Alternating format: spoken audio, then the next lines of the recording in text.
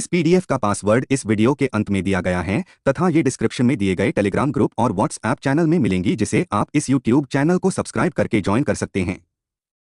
न्यायपालिका जुडिशरी भारतीय न्यायपालिका संविधान की संरक्षक होती है और यह संविधान की सर्वोच्चता सुनिश्चित करती है।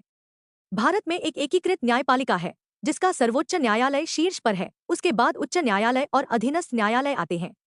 न्यायपालिका का मुख्य कार्य न्याय वितरण और संविधान की व्याख्या करना है। अधीनस्थ न्यायालय सबॉर्डिनेट कोर्ट्स, अधीनस्थ न्यायालयों में जिला न्यायालय और अधीनस्थ स्तर के अन्य न्यायालय शामिल होते हैं।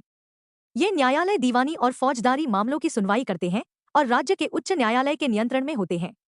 रिट्स संविधान के अनुच्छेद 32 और 226 के तहत उच्चतम और उच्च न्यायालयों को रिट जारी करने की शक्ति दी गई है। रिट 5 प्रकार के होते हैं। हाबियस कॉर्पस, अवैध रूप से हिरासत में लिए गए व्यक्ति को रिहा करने का आदेश।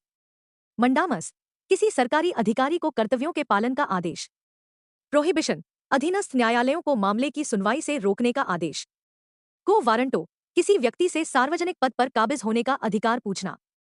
सर्टियोरारी, निचली अदालत के फैसले को उच्च न्यायालय में लाने और उसकी समीक्षा का आदेश। राष्ट्रीय और राज्य विधिक सेवा प्राधिकरण नलसा एसएलए नलसा का उद्देश्य न्याय तक समान पहुंच सुनिश्चित करना और गरीबों को मुफ्त कानूनी सहायता प्रदान करना है। राज्य स्तर पर एसएलए कार्यरत होते हैं जो राज्य में न्यायिक सेवाओं को प्रभावी ढंग से लागू करते हैं। न्यायिक समीक्षा जुडिशियल रिव्यू, न्यायालय द्वारा कानूनों और सरकारी कार्यों की संवैधानिकता की जांच को न्यायिक समीक्षा कहा जाता है। यह न्यायपालिका को कार्यपालिका और विधायिका के अधिकारों की सीमाओं की निगरानी करने का अधिकार देता है। न्यायिक सक्रियता जुडिशियल एक्टिविज्म, न्यायालयों द्वारा सामाजिक न्याय, मानवाधिकारों और जनहित के मुद्दों पर सक्रियता से हस्तक्षेप करना न्यायिक सक्रियता कहलाता है। यह न्यायपालिका द्वारा लोकहित याचिकाओं पीआईएल के माध्यम से आम जनता के मुद्दों पर ध्यान देने का तरीका है। निर्वाचन आयोग इलेक्शन कमीशन, भारत का निर्वाचन आयोग एक स्वतंत्र संवैधानिक निकाय है जो चुनावों का संचालन करता है। इसका मुख्य कार्य स्वतंत्र और निष्पक्ष चुनाव सुनिश्चित करना है। महान्यायवादी और महाधिवक्ता अटॉर्नी जनरल एडवोकेट जनरल, महान्यायवादी केंद्र सरकार का प्रमुख कानूनी सलाहकार होता है और सर्वोच्च न्यायालय में सरकार का प्रतिनिधित्व करता है। महाधिवक्ता राज्य सरकार का प्रमुख कानूनी सलाहकार होता है। नियंत्रक और महालेखा परीक्षक कैग सरकारी खातों की लेखा परीक्षा करता है और सरकार के व्यय की जांच करता है। यह संसद और राज्य विधानसभाओं को रिपोर्ट करता है। वित्त आयोग फाइनेंस कमीशन, वित्त आयोग संघ और राज्य सरकारों के बीच करों और वित्तीय संसाधनों के बंटवारे की सिफारिश करता है। यह हर 5 साल में गठित होता है। यूपीएससी केंद्र सरकार के तहत सिविल सेवाओं की नियुक्ति और परीक्षाओं का संचालन करता है। यह एक स्वतंत्र संवैधानिक निकाय है।